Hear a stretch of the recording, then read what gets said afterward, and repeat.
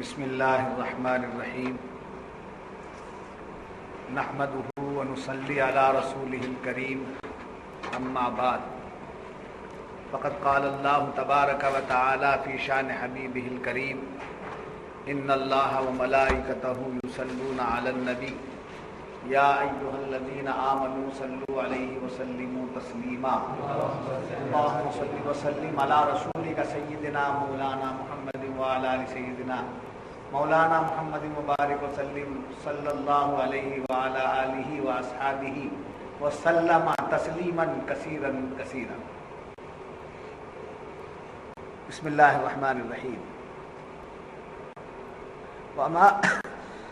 وما ارسلنا من رسول الا لیطاع باذن اللہ ولو انہم اذ ظلموا انفسہم جاؤوک فاستغفروا اللہ واستغفر لهم الرسول لوجدوا الله توابا رحيما فلا وربك لا يؤمنون حتى يحكموك فيما شجر بينهم ثم لا يجدوا في أنفسهم حرجا مما قضيت ويسلموا تسليما. اور ہم نے کوئی رسول نہ بھیجا مگر اس لیے کہ اللہ کے حکم سے اس کی اطاعت کی جائے، اور اگر جب وہ اپنی جانوں پر ظلم کریں تو اے محبوب تمہارے حضور حاضر ہوں، پھر اللہ سے معافی چاہیں اور رسول ان کی شفاعت فرمائے تو ضرور اللہ کو بہت توبہ قبول کرنے والا مہربان پائیں. تو اے محبوب تمہارے رب کی قسم وہ مسلمان نہ ہوں گے جب تک اپنے آپس کے جھگڑے میں تمہیں حاکم نہ بنائیں، پھر جو کچھ تم حکم فرما دو اپنے دلوں میں اس سے رکاوٹ نہ پائیں اور جی سے مان لیں. معزز حاضرین و سامعین، انہی آیات شریفہ کی تلاوت آج کے اعتبار سے 3 دنوں سے کی جا رہی ہے.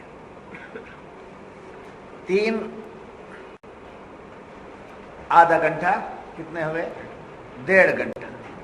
1.5 گھنٹے میں 2 آیتیں بیان. آپ حضرات کے لیے ایک نئی بات آج کی صحبت میں، ان آیات میں حضور صلی اللہ علیہ وسلم کی 3 باتوں کو بیان کیا ہے. ایک آپ کی اطاعت، دوسرا آپ کی شفاعت، تیسرا آپ کے حاکمیت. جی، ایک اطاعت اور ایک شفاعت اور ایک حاکمیت، یہ 3 باتوں کا ذکر ہو رہا ہے. ہم نے کسی رسول کو نہیں بھیجا مگر اللہ کے حکم سے وہ لوگ ان کو اپنا حکم یعنی ان کی اطاعت کریں. جی، رسول دنیا میں آئے ہیں لوگوں کے لیے تاکہ لوگ ان کی اطاعت کریں، فرما برداری کریں، دوسرے لفظوں میں حضور نبی کی سنتوں پر چلیں. اور پھر اس کے بعد وَلَوْ أَنَّهُمْ إِذْ ظَلَمُوا أَنفُسَهُمْ جَاءُوكَ سے معلوم ہوا کہ جب اپنے آپ پر گناہوں کی وجہ سے ظلم کر لیں تو انہیں چاہیے کہ وہ بارگاہ نبوی میں پہنچ جائیں اور آپ کی شفاعت طلب کریں. پھر تیسری بات کیا ہے؟ لَا يُؤْمِنُونَ حَتَّى يُحَكِّمُوكَ فِيمَا شَجَرَ بَيْنَهُمْ، یعنی آپ کو کسی بھی معاملے میں اپنا حاکم بنا لیں. 3 باتیں، ایک ہے اطاعت اور ایک ہے شفاعت اور ایک ہے اچھا. یہاں یاد رکھیے کہ وَلَوْ أَنَّهُمْ إِذْ ظَلَمُوا أَنفُسَهُمْ جاؤوك آئیں آپ کے پاس یا آپ کی بارگاہ. تو یہاں ایک شرط کیا لگئی؟ جاؤوکا میں آئیں آپ کے پاس یا آپ کی بارگاہ میں یا آپ کی طرف یا ایسا یا ویسا، بہرحال بارگاہ نبوی آئے. اب گناہگار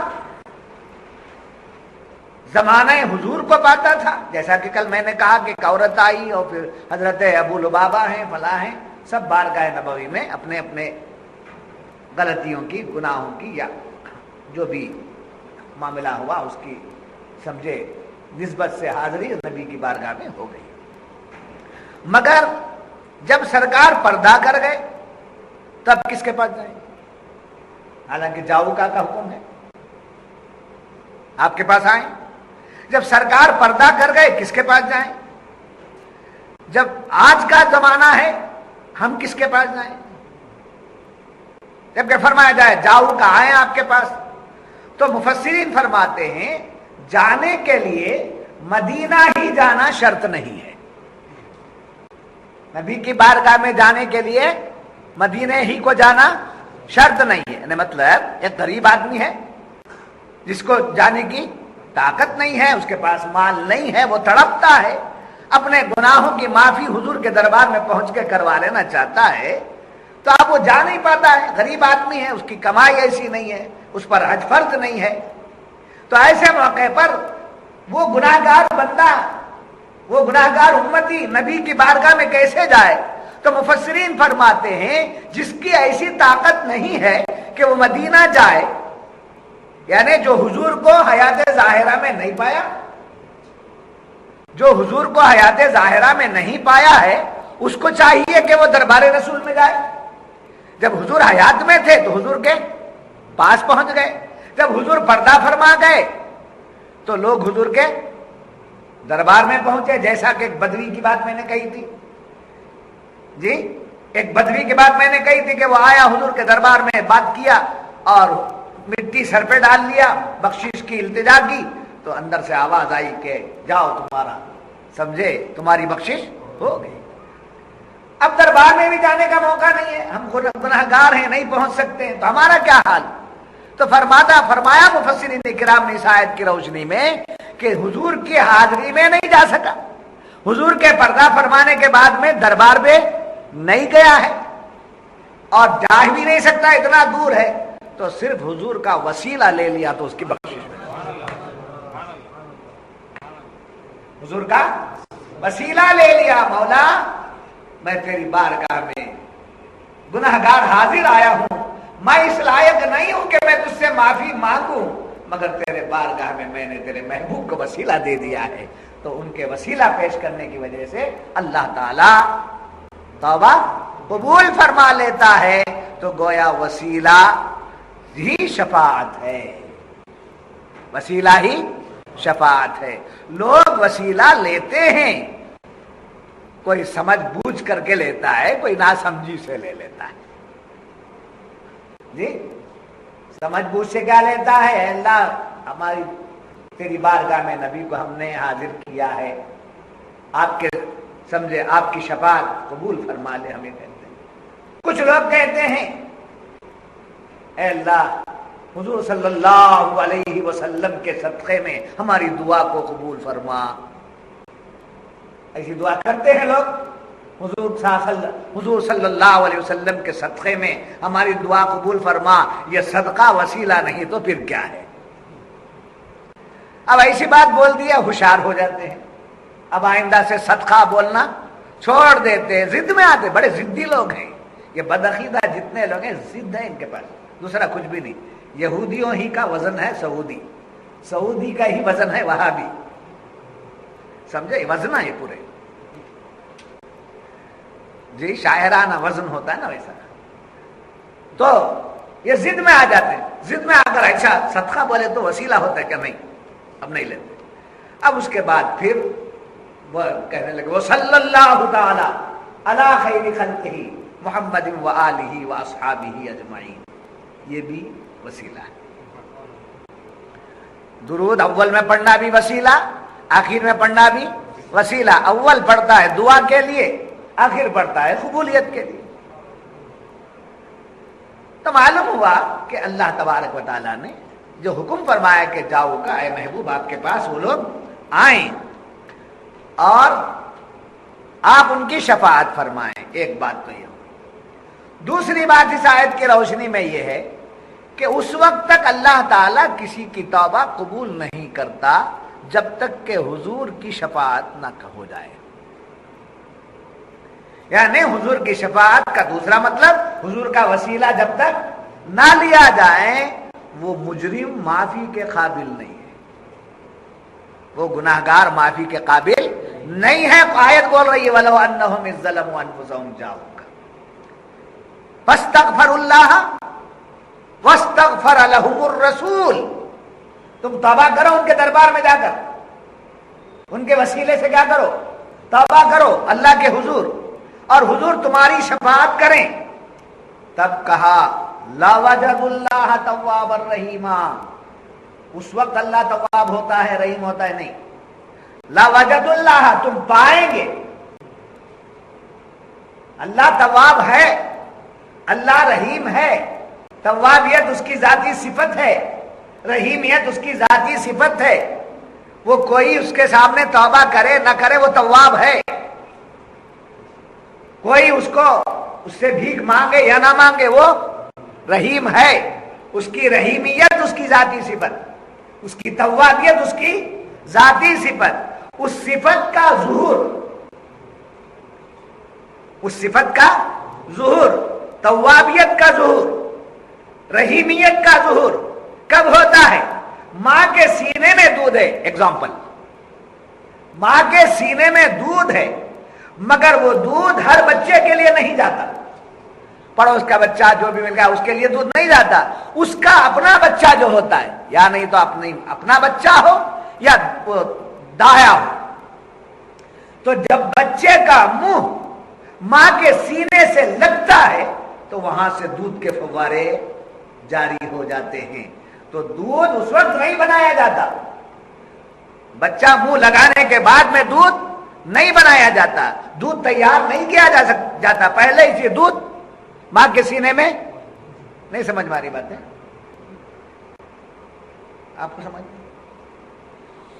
मां के सीने में दूध मौजूद है, जब बच्चा सीने से लगता है तो दूध फव्वारे के मानिंद निकल जाता है, बिला तजबीह व तमसील। शान तवाबियत है, शान रहीमियत है, उसका ज़ुहूर होने के लिए हुजूर की शफाअत लेकर के आता है तो उसकी शान तवाबियत जाहिर होने लगती है, उसकी शान रहीमियत जाहिर होने लगती है। लवजदुल्लाह क्या माना है? तुम अल्लाह को पाओगे, अल्लाह रहम करेगा, अल्लाह मेहरबानी करेगा, नहीं, पाओगे। वो कैसा तव्वाब है, वो कैसा तौबा कबूल करता है, वो कैसा रहम करता है, उसकी शान रहीमियत को, उसकी शान तव्वाबियत को तुम देखोगे। जरा हुजूर से लगकर तो देखो, हुजूर महबूब से मिलके तो देखो, हुजूर की शफाअत मांग करके तो देखो, हुजूर का नाम ले करके तो देखो, हुजूर का नाम ले करके तो देखो, समझे? फिर इसी एग्जाम्पल को मैं दोबारा दूसरे तरीके से आपके सामने रखता हूं। स्पीकर जो है एग्जाम्पल के जरिए कामयाब होता है, दलाइल होना चाहिए, मुदल्लल बात होनी चाहिए, मगर उसको समझाने के लिए एग्जाम्पल्स होना चाहिए। जो मुकर्रिर एग्जाम्पल का आदी नहीं है वो कुरान पढ़ के सुना दिया भी तो खाली सुन लेकर चले जाएंगे, अंदर उतारेंगे। तो फिर एक वही मिसाल दे रहा हूं, हमारे यहां का रिवाज है मां बोलो, मां नहीं तो भी मां अच्छा लफ्ज लगता है, क्या मां अच्छे हैं, क्या मां, ये देखो मां ये अच्छी चीज है, ये देखो मां ये कपड़े अच्छे हैं, समझे? हर मां पुकारने वाले के लिए मां के सीने का दूध उबलता नहीं। हर पड़ोसी का बच्चा हो, दूसरा हो, मां मां मां पुकारते ही क्या उसके सीने से दूध उबल जाता है? नहीं। बच्चा मां पुकारता है तो मालूम हुआ हर पुकारने वाला मां पुकार रहा है, प्यार उबलता नहीं, दूध उबलता नहीं। उसका बच्चा जब मां कहता है, जब उसका बच्चा मां कहता है तो उसके सीने से दूध उबलने लगता है। ऐसे अल्लाह तबारक व तआला को सब पुकारते हैं, सब पुकारते हैं, सब पुकारते हैं। उसकी शान तव्वाबियत और रहीमियत है, मगर ज़ुहूर में कब आती है? जब मोहम्मद का नाम ले लेता है तो शान तव्वाबियत और रहीमियत ज़ुहूर में जी। भला क्या है? इज़्ज़लमु अनफुसहुम जाऊका फस्तगफरुल्लाह वस्तगफर लहुमुर रसूल। याद रखना, जब ये बात मालूम हुई तो हुजूर सल्लल्लाहु अलैहि वसल्लम के दरबार में गुनाहगार हाजिर होते। इस आयत ये बात को हजार बातों से समझो। حضور صلی اللہ علیہ وسلم کے دربار میں پہنچنا. کون پہنچنا؟ گناہگار. پہنچ کر کے کیا کرنا؟ اللہ کے حضور میں توبہ کرنا. دربار حضور کا، توبہ اللہ سے کرنے والا گناہگار. اب جو گناہ کیا ہے وہ اسی کو نہ معلوم ہے. جو گناہ کیا ہے وہ اسی کو معلوم ہے اور اللہ کو معلوم، اس کے سوا کسی کو معلوم نہیں ہے. جب گناہگار آ کر حضور کی شفاعت مانگتا ہے، آپ کے پاس آ کر اللہ کے حضور توبہ کرتا ہے، تو حضور اس کے گناہ جو چھپے ہوئے ہیں حضور پر وہ ظاہر ہو جاتے ہیں. تو حضور کو اللہ تعالیٰ نے اتنا علم دیا کہ گناہگار کے گناہ جو اس کے اندر رہتے ہیں، اس کے اپنے ہوتے ہیں، وہ کیا گناہ کیا ہے یہ حضور کو معلوم ہو جاتا ہے. جی باخبر ہیں حضور. بات سمجھ میں آ گئی؟ جب یہ بات معلوم ہوئی، ایک آدمی دربار رسول میں جا کر کے مانگا. ٹھیک ہے، دور ہے، مدینہ کہاں اور بنگلور کہاں؟ پاس ہے کیا؟ 25 کلومیٹر ہے؟ ہزاروں کلومیٹر. کیا ہے؟ ہزاروں کلومیٹر. بنگلور کے اعتبار سے 6.5 گھنٹے کی شاید جرنی ہے. جی ٹھیک ہے، 6.5 گھنٹے کی جرنی ہے فلائٹ میں تو کب پیدل جائے گا.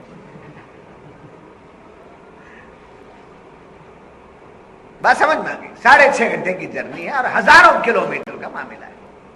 ہزاروں کلومیٹر سرکار حیات ظاہرہ سے مدینہ منورہ میں روضہ انور میں آرام فرما رہے ہیں. ایک آدمی جا نہیں سکا، یہی سے توبہ کر رہا ہے. مسجد محمودیہ میں بیٹھ کر، جامعہ مسجد میں بیٹھ کر، گھر میں بیٹھ کر، کمرے میں بیٹھ کر، تنہائی میں بیٹھ کر کیا کر رہا ہے؟ اپنے گناہوں سے توبہ کر رہا ہے اور حضور سے توسل لے رہا ہے، حضور کا وسیلہ لے رہا ہے. سمجھے؟ تو اب اس گناہگار کی بخشش اور شفاعت، سفارش حضور صلی اللہ علیہ وسلم کی بارگاہ میں جب مانگی جاتی ہے تو حضور کو وہاں سے یہاں آنے کی ضرورت نہیں، اس لیے کہ حضور آنے جانے سے پاک ہیں، آتے نہیں. مگر گناہگار امتی کا تعلق نبی کی ذات سے. یہ تو حضور کی بات ہو گئی، حضور کی بات ہو گئی. ذرا نیچے بھی آ جاؤ. ہمارے ماں باپ، ہمارے آقا، رشتہ دار، ہمارے دادا دادی جو بھی انتقال کر چکے ہیں، ان کو یہاں تک اڑ کے آنے کی ضرورت نہیں ہے. روحانی تعلق ایسا ہوتا ہے کہ وہ ہمارے دروازے پر ضرور آتے ہیں. جی اس لیے ہم ان کو نہیں دیکھتے کہ ہم جسم کثافت کے ساتھ ہیں، ہم کثیف جسم کے ساتھ ہیں، اس لیے ہم ان کو نہیں دیکھ سکتے. وہ ایسے نورانی اور لطیف ہیں کہ وہ ہم کو دیکھتے ہیں. کون؟ ہمارے ماں باپ، دوست احباب جن کا ہمارا تعلق رہا ہے، چاہے وہ تعلق رشتے کے اعتبار سے ہو، دوستی کے اعتبار سے ہو، جیسا بھی دنیا میں ہمارے سے ان کا تعلق رہا ہے، وہ اگر ہم سے پہلے چلے گئے ہیں تو وہ ضرور ہمارے ہاں آتے ہیں. جیسے جمعرات کو آتے ہیں، جمعہ کو آتے ہیں. ارواح مومنین کا گھروں تک آنے پر اعلیٰ حضرت نے ایک رسالہ ہی لکھا ہے، بڑا پیارا رسالہ ہے. دیکھو نہیں دیکھو کیا؟ پھر اعلیٰ حضرت کا دیوانہ ہے. اعلیٰ حضرت کا دیوانہ میں اکیلا ہوں پورے کرناٹک. جب یہ بات معلوم ہوئی کہ حضور دیکھتے ہیں، سنتے ہیں، جانتے ہیں. اور یاد رکھیے اس کے بعد دوسری بات کیا فرمائی گئی؟ حاکم مان. حضور کو کیا ماننا؟ حاکم، آپ ہی کی حکومت چلے گی. تو حضور کی سنت پر عمل کرنا، حضور سے شفاعت لینا اور حضور کو اپنا حاکم ماننا. جب سرکار تشریف فرما تھے، لوگ جا کر آپ سے آپ کے حکم کو مانتے تھے. جب سرکار پردہ فرما گئے، بظاہر نہیں ہے، تو حضور نے فرمایا 2 چیزیں چھوڑ رہا ہوں، ایک اللہ کا کی کتاب اور دوسرے میری سنت. ان دونوں کو تم پکڑے رہو گے تو کبھی گمراہ نہ ہوگے. تو اب حاکم ماننے کا مطلب کیا ہے کہ حضور صلی اللہ علیہ وسلم کے صحابہ، تابعین، تبع تابعین، علماء کرام، اولیاء کرام، ان تمام کے احکام پر چلنا نبی کا حکم ماننے کے برابر. بات سمجھ میں آ گئی؟ اب چلیے صوفیہ ان آیات کی روشنی میں فرماتے ہیں کہ ہر نبی اللہ کی ذات کا اور صفات کا مظہر ہے. تمام انبیاء اللہ کے صفات کا مظہر ہیں اور حضور اللہ کی ذات اور اللہ کی صفات کا مظہر ہے. جی اب اس کی مثال، مظہر اس کو کہتے ہیں جو ذات کو کی جھلک اس کے اندر، جی ذات کی جھلک اس کے اندر. جیسے سورج کو آئینہ آپ نے دکھا دیا، سورج کو آئینہ آپ نے دکھا دیا، گرم ہے سورج، دھوپ کا وقت ہے، آئینہ سورج کی طرف کر دیا تو آئینے کا سورج کا عکس آئینے میں آیا نہیں آیا؟ آ گیا. سورج کا عکس آئینے میں آ گیا اور تمازت جو گرمی ہے وہ بھی آ گئی، وہ جو چمک ہے وہ بھی آ گئی. سورج اپنی جگہ پر ہے، آئینے کو جب اگر آپ نے موڑا تو سورج کی پوری جھلک کس میں آ گئی؟ آئینے میں آ گئی. اسی مثال کو لے کر صوفیہ فرماتے ہیں جیسے سورج کا عکس آئینے میں آتا ہے تو ایک چیز چھوڑ کر نہیں آتا، جوں کا توں پورا عکس اس کے اندر آ جاتا ہے. ایسے نبی کی ذات خدا کے لیے آئینہ ہے اور خدا کے سارے تجلیات نبی کے اندر ہیں. سارے تجلیات آئینے میں آئے ہوئے سورج کو حقیقی سورج نہیں کہتے، آئینے میں آئے ہوئے سورج کو حقیقی سورج نہیں کہتے اور اس سے جدا بھی نہیں کہتے. جی اس سے جدا بھی نہیں کہتے. ایسے نبی کو خدا نہیں کہتے، نبی کو خدا نہیں کہتے اور خدا سے جدا بھی نہیں کہتے، خدا سے جدا بھی نہیں کہتے ہیں. تو مظہر ذات حق ہے محمد رسول اللہ صلی اللہ علیہ وسلم. اور یاد رکھیے تفسیر روح المعانی، صاحب تفسیر روح المعانی لکھتے ہیں کہ حضور ہر وقت ہیں، ہر جگہ ہیں، ہر آن ہیں، ہر مخلوق کے حاکم ہیں. حتیٰ یحکموک فیما شجر، صرف شجر کے حد تک نہیں ہے، حضور کو حاکم بنا کر بھیجا، حضور کو حاضر بنا کر بھیجا، حضور کو ناظر بنا کر بھیجا، جس کو شاہدا و مبشرا و نذیرا کی آیت سے دلیل ملتی ہے. اور یاد رکھیے حضور کہاں ہے، حضور کہاں ہے. حافظ صاحب نے آج آیت بھی پڑھی، اس کے علاوہ بھی ایک آیت ہے جو آگے آئے گی. آج آپ حافظ صاحب نے سورہ احزاب میں پڑھا کہ النبی اولیٰ بالمؤمنین من انفسہم، نبی مومنوں کی جانوں سے بھی زیادہ قریب ہے. جی ایک جگہ فرمایا وَعَلَمُوا أَنَّ فِيكُمْ رسول اللہ، جانو اس بات کو کہ رسول اللہ تم میں ہیں. جی تو حضور ہمارے جسموں میں ہیں، ہماری جانوں میں ہیں، ہماری جان کی جان ہے. جسم کے لیے جان، جان کے لیے ایک جان. تو جب جان ہے تو جان کی جان محمد رسول اللہ، جان کی جان محمد رسول اللہ. محمد رسول اللہ کے بغیر جان نہیں ہے اور جان کے بغیر جسم نہیں ہے. تو معلوم ہے ہم جہاں ہیں سرکار ہمارے ساتھ، سرکار ہمارے ساتھ ہے. جیسے ہم پکارے سرکار سن لیتے. یہ وہ لوگ ہوں گے جو حضور کو دور سمجھ کر یا نبی سلام علیکہ بول سکتے کیا، یا رسول اللہ پکار سکتے کیا.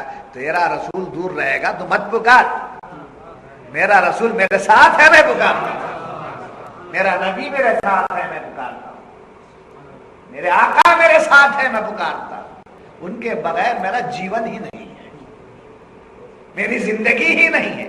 ہو سکتا ہے تیرا کوئی رسول ہو، بہت سو کے رسول گزرے، بہت سو کے رسول گزرے ہیں، ہو سکتا ہے تیرا کوئی رسول ہو، ہمارا رسول ہمیشہ ہمارے ساتھ میں ہے، فرماتے ہیں ہمارے دل میں ہے، ہمارے روح میں ہے، ہمارے سارے معاملات میں سرکار ہے۔ یاد رکھیے جب آپس میں جھگڑا ہو گیا، فلا وربک لا یؤمنون حتی یحکموک فیما شجر بینہم کے، دیکھیے آپس میں جب جھگڑا ہو گیا تو لوگ کہاں گئے؟ دربار رسول میں گئے، آپ کو حاکم مان۔ جیسے عوام میں جھگڑا ہو جاتا ہے ویسے ہمارے اندر بھی ایک جھگڑا ہوتا ہے۔ کس کا جھگڑا ہوتا ہے ہمارے اندر؟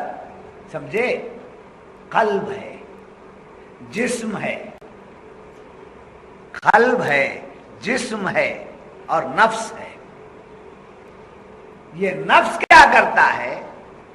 جھگڑا پیدا کرتا ہے۔ نفس کیا کرتا ہے؟ جھگڑا پیدا کرتا ہے۔ یعنی جب نفس کا غلبہ جسم کی طرف ہو جاتا ہے، نفس کا غلبہ جب جسم کی طرف ہو جاتا ہے تو آدمی گناہ کی طرف مائل ہو جاتا ہے۔ نفس شریر ہے، شرارت کرتا ہے، اس کا غلبہ کس کی طرف؟ جسم کی طرف جب ہو جاتا ہے، نفس کا غلبہ جسم کی طرف ہو جاتا ہے تو آدمی کدھر مبتلا ہو جاتا ہے؟ گناہوں میں، خطاؤں میں، غلطیوں میں مبتلا ہو جاتا ہے۔ جب نفس قلب کے تابع ہو جاتا ہے، جسم نفس کے تابع ہو گیا تو گناہ ہو جاتا ہے۔ جب نفس قلب کے تابع ہو جاتا ہے تو اطاعت و فرما برداری آ جاتی ہے، عبادت کا ذوق آ جاتا ہے، تلاوت کا شوق آ جاتا ہے، نیکیوں کا جذبہ آ جاتا ہے، اچھی باتوں کا طرف جذبہ آ جاتا ہے۔ سمجھے؟ تو قلب جو ہے نفس کو اپنے قبضے میں لے لیتا ہے اور نفس کیا کرتا ہے؟ جسم کو اپنے قبضے میں لے لیتا ہے۔ اب یہ جب جھگڑے آ جاتے ہیں تو فرمایا گیا آپ ان دونوں کے درمیان حاکم ہیں، یعنی ایسے موقع پر آپ کے فرامین کو جب سامنے لگتا ہے، آپ کی باتیں جب آپ کے غلاموں کے سامنے آتی ہیں، ان باتوں پر عمل کر لیتا ہے تو نفس کی شرارتوں سے بندہ بچ جاتا ہے۔ اور یاد رکھیے اس آیات سے، جیسا کہ اوپر کے پہلی آیت میں فرمایا وما ارسلناک من رسول الا لیطاع باذن اللہ، حضور صلی اللہ علیہ وسلم کی اطاعت کرو۔ جی گزشتہ زمانے کے پیغمبروں کی باتیں تو گزری، مگر آج ہمارے سامنے کس کی ذات ہے؟ ذات رسول ہے، تو ذات رسول کی کیا کرو؟ اطاعت کرو۔ اطاعت کا دوسرا معنی کیا ہے؟ آپ کی سنتوں پر چلو، آپ کی سنتوں پر چلو۔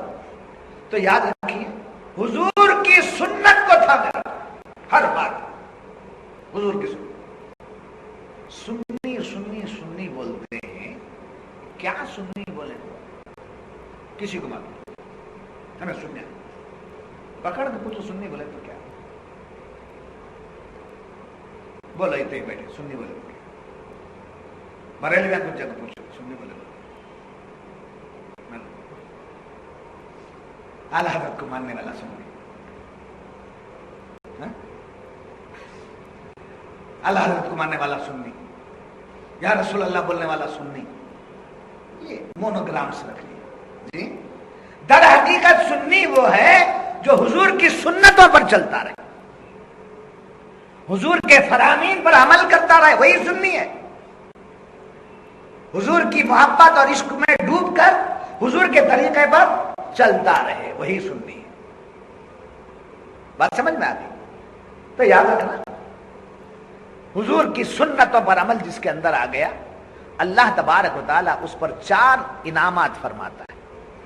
حضور کی سنتوں پر عمل کرنے والے کے لیے اللہ تعالیٰ 4 نعمتیں عطا فرماتا ہے۔ پہلی نعمت یہ ہے کہ صالحین کے دل میں اللہ اس کی محبت پیدا کر دیتا ہے۔ ہمارے دلوں میں صالحین کی محبت ہے، یہ الگ بات، مگر حضور کی سنت پر عمل کرنے کی وجہ سے ہماری محبت صالحین کے دلوں میں پیدا کر دیتا ہے، اور اس کے ساتھ جو گناہگار ہیں، نمبر 2 فاسقین، فاسقین کے دلوں میں حیبت پیدا کر دیتا ہے، صالحین کے دلوں میں محبت پیدا کر دیتا ہے، اور فاسقین کے دلوں میں ہیبت پیدا کر دیتا ہے، اور حضور کی سنتوں پر چلنے والے کے لیے اس کے رزق میں برکت اور وسعت عطا کرتا ہے. سمجھے؟ اس کے رزق میں کیا مطلب؟ اگر رزق میں برکت چاہتے ہیں، رزق میں وسعت چاہتے ہیں، حضور کی سنتوں پر چلو، اللہ تعالیٰ دسترخوان وسیع کر دیتا. کچھ بھی نہیں، نہ نماز پڑھتا ہے، نہ سنتوں پر چلتا ہے، کچھ بھی نہیں. صبح 12 بجے تک سوتا ہے، پھر آ کے روتا ہے، تعویذ دے دو. کیا تعویذ دے دو؟ گھر میں برکت ہی نہیں ہے، کیا کی پریشانی؟ حضور کی سنت پر چل کے دیکھ، اگر گھر میں برکت نہ آئی تو ہمیں راستے میں کھڑا کر کے تھوک دینا. ہمارے بزرگوں کی باتیں.